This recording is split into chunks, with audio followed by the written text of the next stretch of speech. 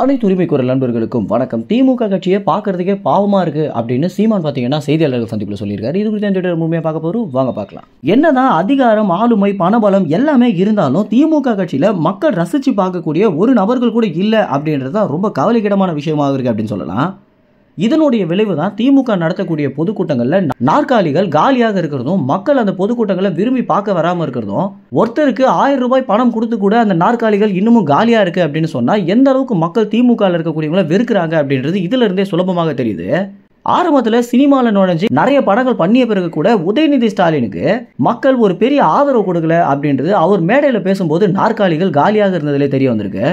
இந்த ஒரு புகைப்படம் தான் பார்த்தீங்கன்னா இணையத்தில் ரொம்ப வைரலாக மாறி ட்ரெண்டாகவும் மாறி இருக்கு.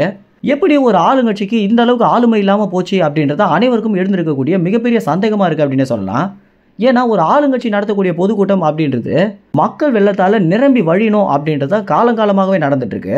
ஆனால் இந்த விஷயத்தை திமுக கட்சி ஆட்சிக்கு வந்த பிறகு அப்படியே மாற்றிருக்காங்க அப்படின்னு சொல்லலாம். அடுத்தடுத்து நடத்தப்படுற எல்லா பொதுக்கூட்டங்கள், திமுகவுடைய நிகழ்வுகள் எல்லாமே ரொம்ப காலியாக நடத்தப்படுறத எல்லா தொலைக்காட்சிகளுமே ரொம்ப நேரடியாகவும் வெளிப்படையாகவும் காட்டிட்டு வந்துட்டு இருக்காங்க. இனிமேலும் திமுக கட்சி செல்லுபடி ஆகாது அப்படின்றது இந்த நிகழ்வுலேருந்து தெளிவாக புரிய வருது. மக்கள் எந்த அளவுக்கு வெறுக்க ஆரம்பிச்சிருந்தாங்க அப்படின்னா ஒரு முழுசா 100 பேர் கூட அந்த பொதுக்கூட்டத்துக்கு வராமல் இருக்காங்க அப்படின்றது திமுக கட்சியை ஒரு மன அழுத்தத்துக்கே தள்ளும் அப்படின்றதுல எந்தவித சந்தேகமும் இல்லை. இது குறித்து தான் பார்த்தீங்கன்னா தற்போது செய்தியாளர்கள் சந்திப்பில் சீமான் என்ன சொல்லியிருக்காரு அப்படின்னா, என்னுடைய எதிரி கட்சி அப்படின்னு நான் திமுகவை தான் சொல்லுவேன், ஆனால் அதை பார்க்கும்போது தற்போது எனக்கு ரொம்ப பரிதாபமாக இருக்குது அப்படின்னு சொல்லியிருக்காரு.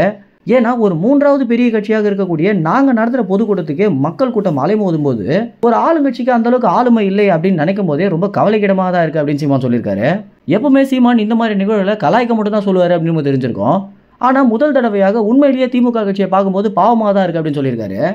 மேலும் இந்த விஷயம் சீமானை பாதிக்குமா பாதிக்காதா அப்படின்ற உங்கள் கருத்துக்களை கமெண்ட்ஸில் தெரிவிங்க. மற்றும் கயல்வெளி சீமான் இந்த மாதிரி அலுவலகத்தை திறந்து வச்சிருப்பதை பற்றி உங்கள் கருத்துக்களை கமெண்ட்ஸில் தெரிவிங்க. நன்றி, வணக்கம்.